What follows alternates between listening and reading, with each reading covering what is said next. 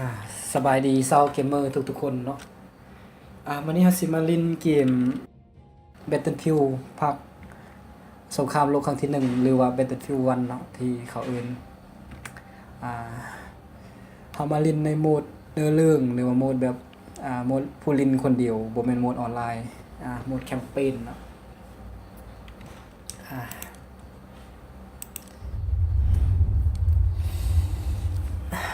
เล่นตัวเลอดีเอาตัว Storm of Steel เนี่ยแหละตัวนี้เนาะเอาทำอิฐเลย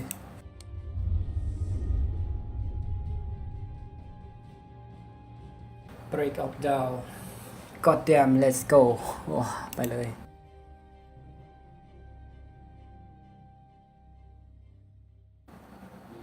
Electronic Art Present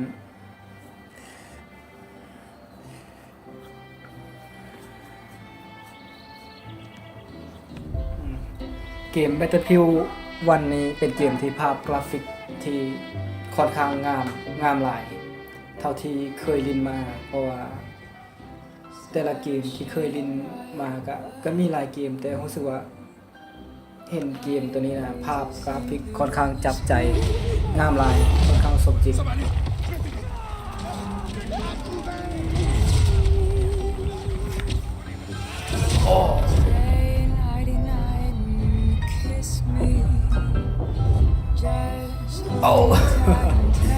ทุกเลย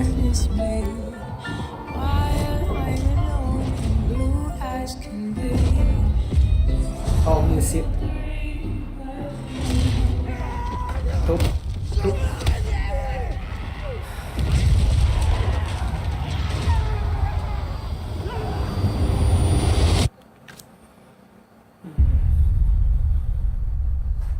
Battlefield 1 is where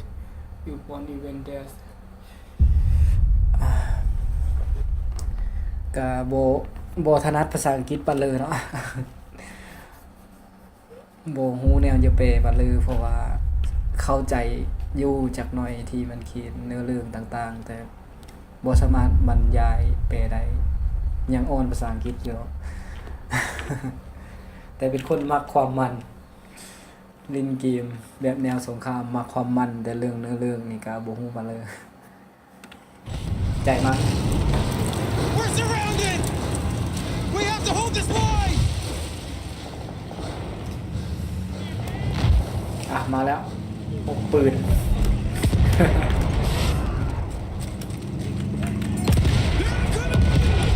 Incoming ของมันมาแล้ว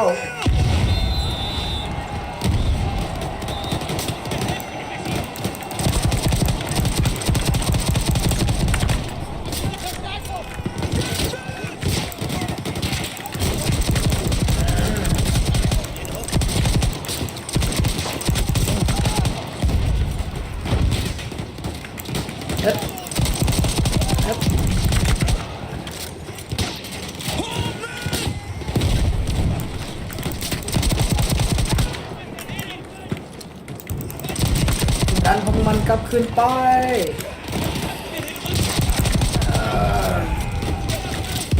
จะเข้ามาอีกแล้วหาที่กำบังก่อน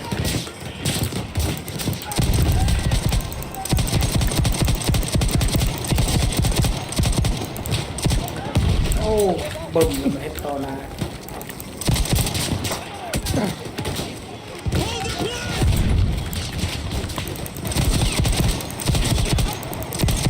โอ้เสิร์ฟนาเลยทางนี้มาทางหลายทางจบสั้นลูกปืนเอาลูกปืนวัดเรือแต่ปืนสั้นเก็บเอาปืนไม่มันได้ปืนไม่ละลูกปืนโบราณเลยเก็บไว้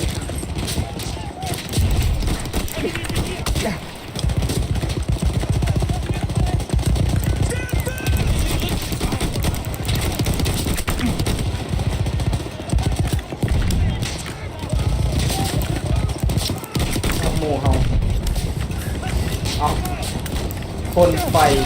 ลีก่อน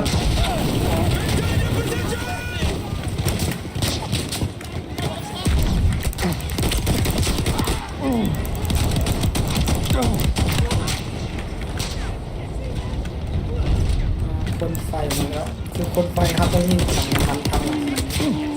แต่ว่ามันซื้อซุปโตเล็กเขากระต่ายนำ We came from all over the world. เท็ด So many of มา us โชว์ thinking this war would be our rite of passage, our great adventure. Let me tell you, it was no adventure. มาอันนี้มาเป็นคนปืนต่อพวกมันบุกเข้ามาละเฮ็ด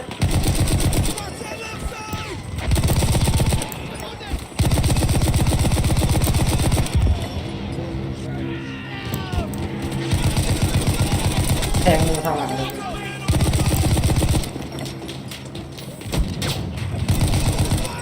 โอ้ระเบิดมา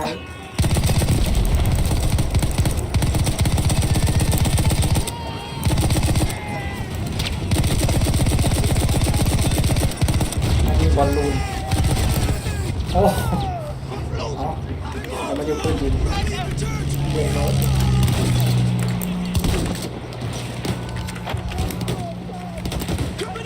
โอ้มันฟันมูเฮาตาย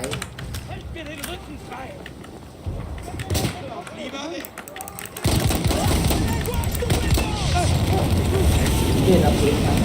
คนไฟมาที่ไหนเอาระเบิดไปเอาระเบิดยังบ่ตายระเบิดเกินไปเรียบร้อยบึ้ม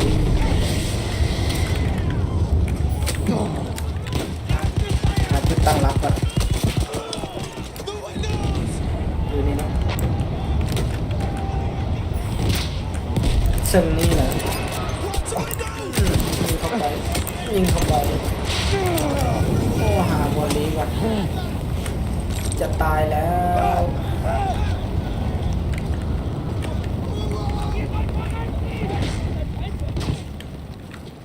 ปักปืนก่อนดีอยู่ในท่าดูก่อนเอาระเบิดไปด้วยหนึ่งไฟเป็นรถแล้วอยู่นี่ก่อน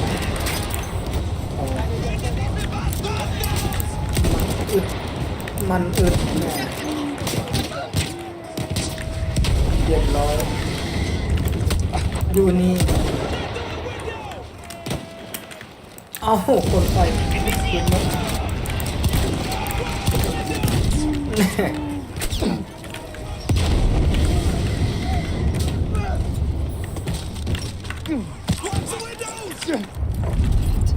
ตายเจมส์แฮนค็อก New killing machines, like the tank, changed the shape of the war overnight. Luckily, they were mostly ความ on งาม the พิลึก side. Mostly. อันนี้มาเป็นคนปืนของรถ We need to push ซา through. เนาะ PBI are counting on us.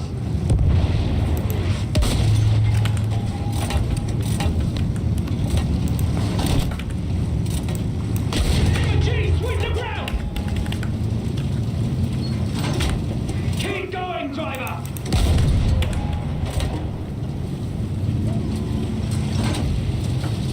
That's our flying boys up there. Keep your eyes on the ground, son. They're moving in from the trenches. เฮ็ดมา Machine gun, mow them down. บุกถล่มเดี๋ยวไปลึกทางภาคสนามทหารภาคสนามก็เฮ็ดมัวนำไปก่อนแล้วยังมีคนไฟอยู่ Freedom country. ทีนี้เอาหมอนี่นอนเจ็บซ้ำจะหมดทรมานปืนนี้ไปเลยยิงทำไปโอ้มูเขาเรียบร้อยแล้ว We're just a อ๋อ big เป็นมาเป็นมูเรียบ move, ร้อย driver. Go around. ฟังไฟ If you get a shot of that blasting field gun, you take it.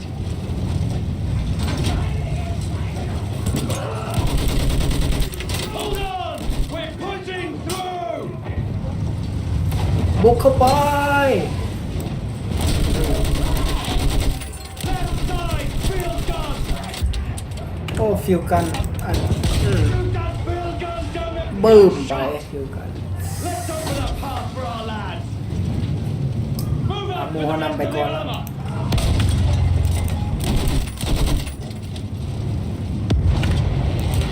Stay focused, men. โอ้รถ God damn it. Pull us through. Fire at anything that's moved. คือมันตั้งปอมดักเลยทำงาน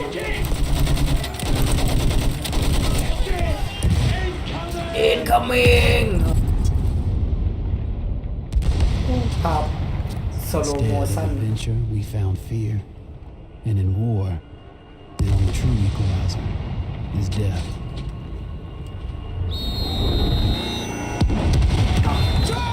แก๊สพิษใส่หน้ากากป้องกันด้วย Scottish instinct. Ziemlich üble Runde. Jetzt bist du. หมอนี้นอนนั่งเจ็บ Scheiße, wer ist getroffen? ปืนสัก Airship coming down! โอ้ยมันจะได้กระสุนเข้ามาปืนสั้น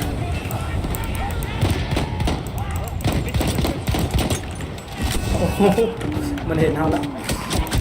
เนี่ยอ๋อเรียบร้อยย่างไปย่างมามันจะวนไปวนมาตายเสียแล้วมันเป็นไรเฟิลแมนละทางนี้บอกบึ้มไปเรียบร้อยเก็บไปปืนไรเฟิลเนี่ยเป็นปืนที่แห้งลายประมาณว่านัดเดียวตายเลย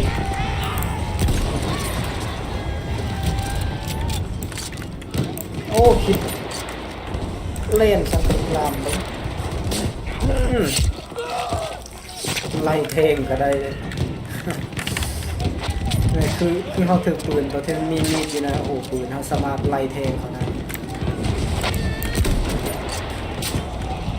คนปืน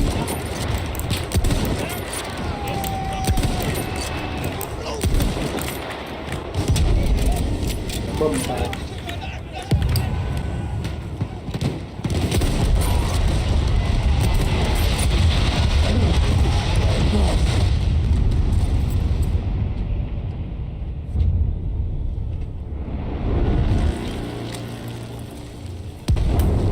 บึ้มไปอีกคนหนึ่ง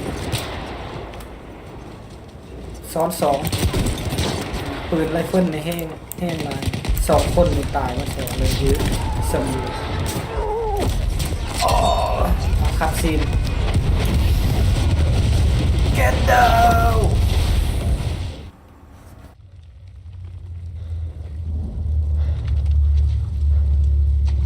ยังบ่ตายลุกขึ้นมา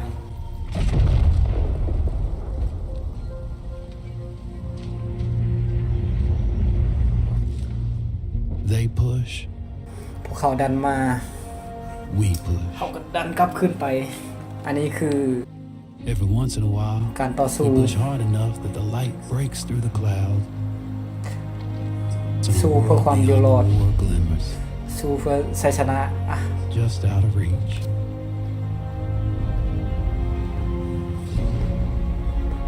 อันนี้คือเรื่องราวสงคราม And the world is the war.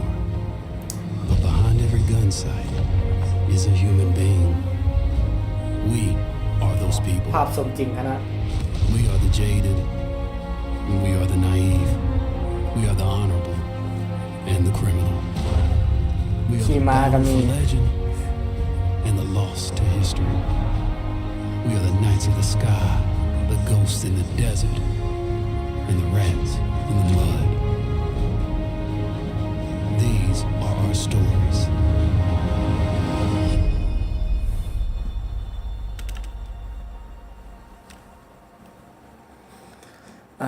จบสำหรับคลิปนี้เนาะคือเรื่องราวสงครามของในเกม Battlefield ภาคหนึ่ง ติดตามคลิปต่อไปนะเห็นเพนเลอมีความสนใจอย่าเบิ่งระเบิดความมันกะเนาะ